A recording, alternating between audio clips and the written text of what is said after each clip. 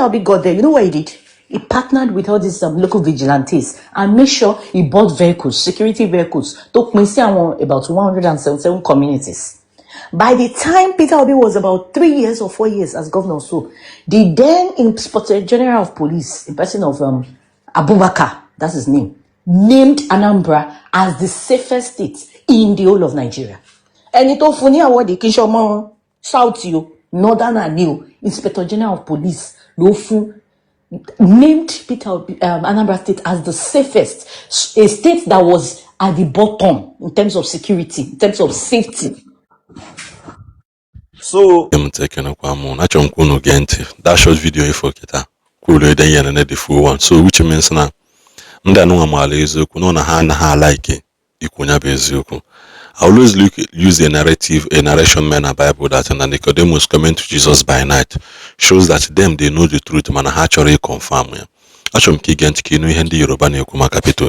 So within them Haman kebe eziokwu mana because they want to push an agenda that is why I had you in all on the mess today.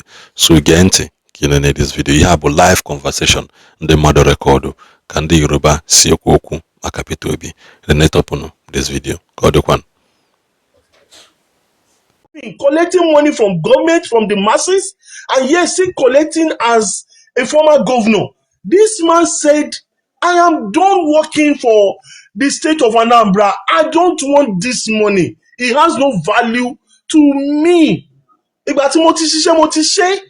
Mo jẹ̀ ti gba owó iṣẹ́ mi. So mo ṣetán as a governor. Mo tún gba pension pé mo ti ṣe. No, kò make sense. That is one of the reasons why we are spending so much unnecessary money. Síbi tó necessary. Àwọn èèyàn nídìí owó. He said he does not want. That alone shows accountability. I am done with my service and I am done. So many people don't even want to more one basic fact. Anambra State became an oil producing state under Peter Obi as governor. I don't know if anybody knows of that, but that is a fact. They were proud to the time when he was the governor. Well, oil producing state though. But it was during his tenure they became a producing state. Even in that health sector, remember it was the one that sort of did that art hospital. I mean that art center, medical center or something like that does art surgery and all that, and he installed dialysis machine, which is the first of its kind, I think, in Nigeria. Was the only state as a den to shake hospital to get one man she operation arts. The heart and all that was during Peter Obi's own. He had to go and invite some doctors from abroad because of that thing to That's see right. That. And you will hear people say, "What did he do? What did he do as governor?" Follow bridges the money to commission. Ton bá fẹ́ ká máa sọ nǹkan tó ṣe in every sector ó wà lórí mi bó jí mi lójú oorun mo lè sọ nǹkan tí Peter Obi ṣe fún ẹ ní technology ní education ní health ní kí ló ń pè human capital ní kí ló ń pè debt management ní financial prudence and Sister Mercy ṣé ẹ rí kíní kan ni mo máa ń rántí.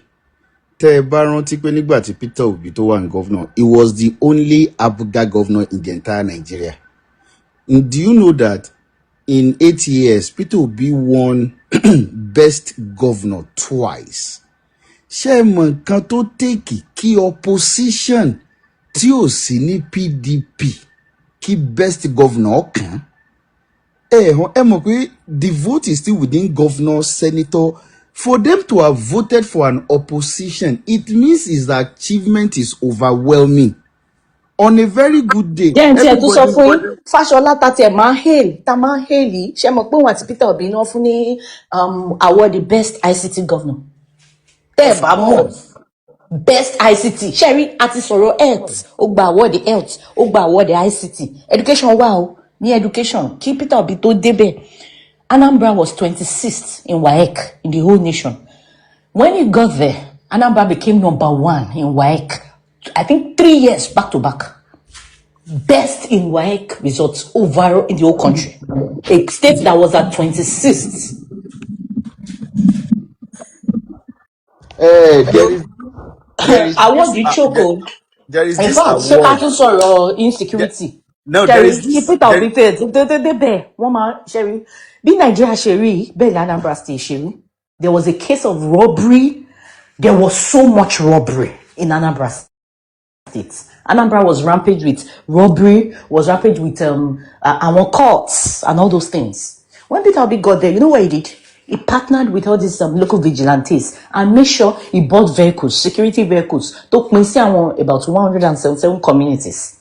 By the time Peter Obi was about 3 years or 4 years as governor, so the then Inspector General of Police, in person of Abubakar, that's his name, named Anambra as the safest state in the whole of Nigeria. Ẹni tó fún ní awọ́de kí sọmọ South yo, Northern and New Inspector General of Police ló fún named Peter Anambra State as the safest, a state that was at the bottom in terms of security, in terms of safety. So, èmi náà tuntun rántí ẹyọ kan sìn. There is this Bill Gates award. I think everybody ti gbàgbé yẹn. Award Award yẹn. that Bills and Melinda Gates mo sọ pé polio eradication, It was polio $1 million. immunization and polio. Yes, Exactly. $1 million. And do you even know the most amazing thing? Award yẹn, the money benefits award yẹn, owó yẹn ò ṣe ti state, owó yẹn ti individual to achieve kìíní yẹn. Ṣebí kò sẹ́ni tí ò mọ Bill Gates. Tálá sọ fún òun mọ Bill Gates. Exactly. But ìgbà tí wọ́n fún Peter Obi ní 1 million, Peter Obi ní pé kí wọ́n san sí government account. Wọ́n ní no pé individual money ni, ó ní kò sí nǹkan tó ń fẹ́ fi ṣe. Pé 1 million yìí òun tún invest ẹ̀ sínú health sector ni. $1 million. That man is not 1 million naira. That man has conquered greed. He conquered greed. Only few. Àwọn tó conquer greed ní Nàìjíríà wọ́n tó 1 million. Ṣé mọ̀ pé má ní reject oil well? Anybody bá mọ̀ nǹkan tó ń jẹ́ oil well. Ìgbà tẹ́ ẹ sọ pé this man rejected an oil well. I want to say it. I wanted saying it when you mentioned Anambra and oil well. I wanted saying that. He rejected it. He rejected it. So imagine.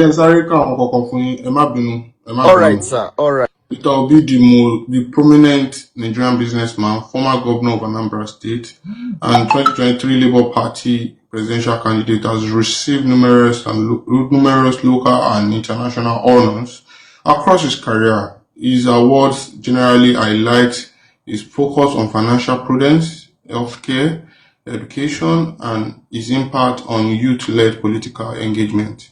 Now, these are his national and domestic awards. Like, this guy is well decorated. Simba sọ fún yín nǹkan tó ti owó tó ti ní. Peter Obi ti gba CON, that's Commander of the Order of the Niger. Like, ìwọ̀n ló tẹ̀lé GCON, conferred by President Goodluck Jonathan in 2027. Governor of the decade, like, for 10 years, the space of 10 years. Peter Obi won Governor of the Decade, awarded by This Day newspaper for his long-term legacy and governance resource. Most prudent governor in Nigeria in the year 2009 for his strict financial discipline and living unprecedented savings in Anambra State Treasury. Man of the Year Awards 2007, 2013, 2022. The 2007 was the Sun Newspaper Man of the Year, Silver Belt Man of the Year for 2013, and Leadership Excellence Award Man of the Year 2022, where he won a massive public online vote prior to 2023 elections. Zik Leadership Prize 2027, awarded for his political leadership and alignment with democratic ideals. MDG Mainstream Star Prize in 2014, awarded at the Presidential Summit on the Millennium. Sọ fún mi ní MDG yẹn, Millennium Developmental Goals. Tẹ́ bá mọ̀ nǹkan tó ń jẹ́ MDG. Òun náà ni mo lọ, ẹ máa gbọ́. Òun náà mo kà fún yín lọ́wọ́ tí mo pè ní Millennium Development Goals for successfully building Anambra development strategy entirely around the Millennium Development Goals target. Lagos State ìyẹn ní ìlú Tinubu ẹ máa gbọ́ o.